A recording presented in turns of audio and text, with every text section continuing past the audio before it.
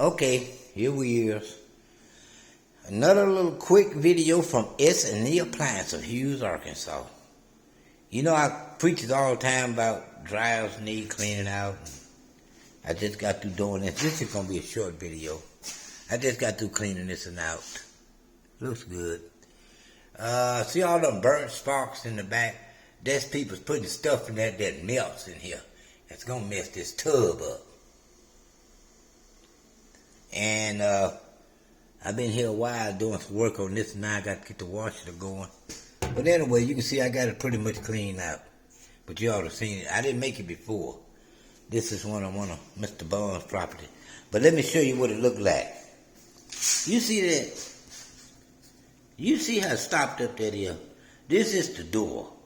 This comes from not changing your filters. See all this stuff down here? See there? You know, and now I'm going to have to get this out there, get it cleaned out. See, because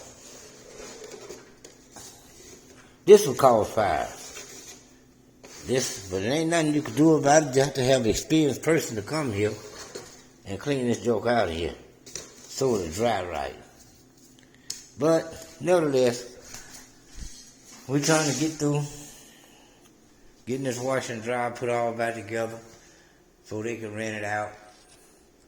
I just wanted to show you how dangerous these dryers are. Well, y'all stay cool.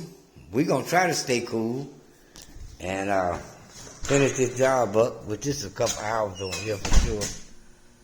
But nevertheless, we'll talk to y'all later and keep them dryers and washers.